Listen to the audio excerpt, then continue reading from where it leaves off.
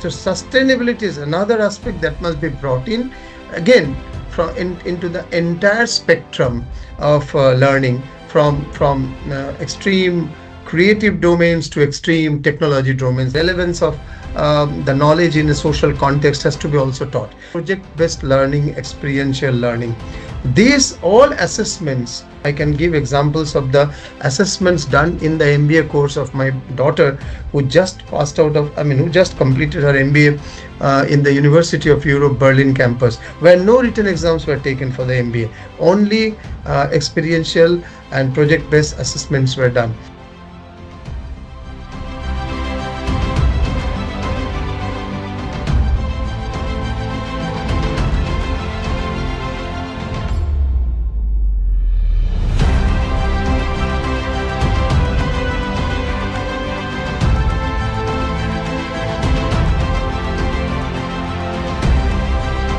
So yes, entrepreneurship as a key part of every educational domain today, from humanities, social sciences, language to STEM subjects everywhere.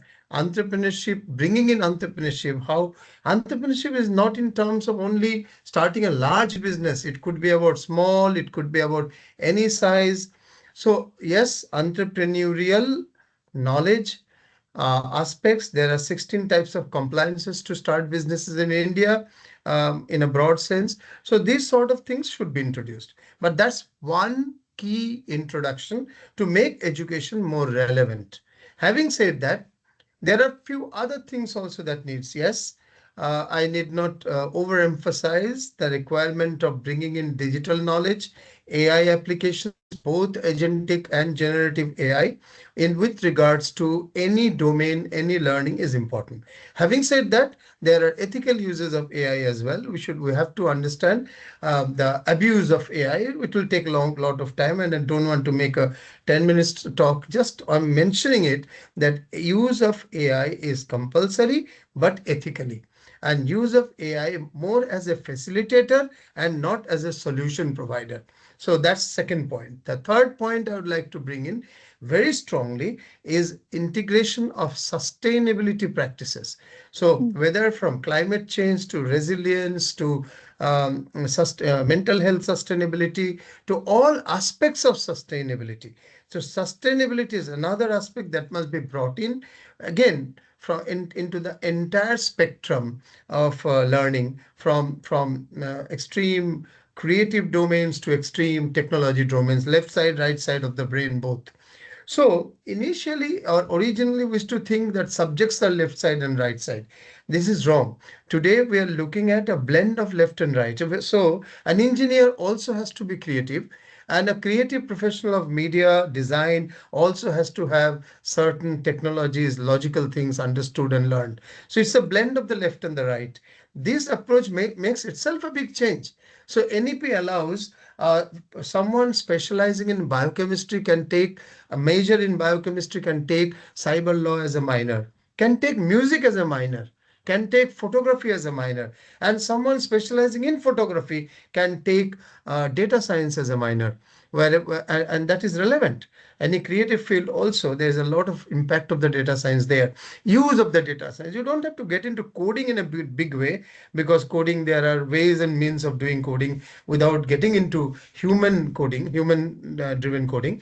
But the issue is that major minor from various different areas can be combined.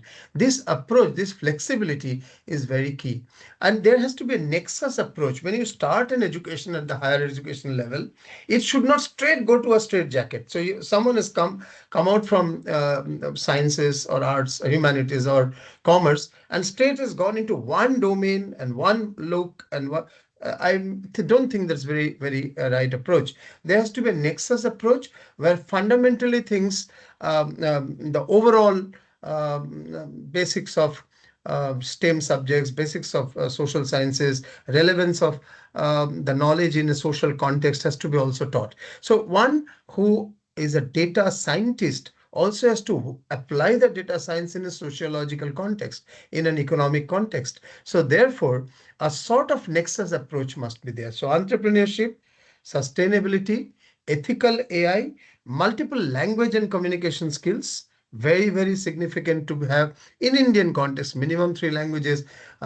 Since I was brought up in Northeast India and I'm from a Bengali family, and my subjects were Hindi and English. So I was, and then I worked as a journalist in Gujarat and Maharashtra. So see, 5 to 6 languages came naturally: Assamese, Bengali, English, Hindi, Gujarati, and Marathi. So it came very normally. So in India, at least three languages must be there. So language skills is also one. It's not about just whether you're an engineer and you don't need language skills. It's not the case like that. So that is another point. And exposure, very rightly said earlier, project-based learning, experiential learning. These all assessments, I can give examples of the assessments done in the MBA course of my daughter, who just passed out of, I mean, who just completed her MBA in the University of Europe, Berlin campus, where no written exams were taken for the MBA. Only experiential and project-based assessments were done. Very good examples are there. But then point is that in our system, we still have to have some component of written exam. We cannot completely do away with it, but it should not be. I mean, those who accept it also have ended up doing 75-80% written exam. It should go below 50%, at least 50 or below 50%. And more than 50% should be project-based, assignment-based thing. Something, a project can start from first semester, can go up to the seventh, eighth semester. Across the whole program, there could be a mega project like that, making drone or making a film or making producing something else, large scale product, or developing a actual business while doing the MBA. You know, from first semester to the last semester, the entire life cycle of the business, at least on paper, is initially done with market research, with technology study, with inputs and outputs studied.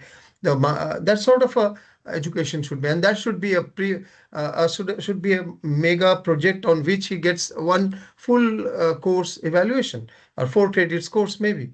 So therefore, I will end on this. Entrepreneurship, yes, surely, but along with that, a few other things as well as we go along.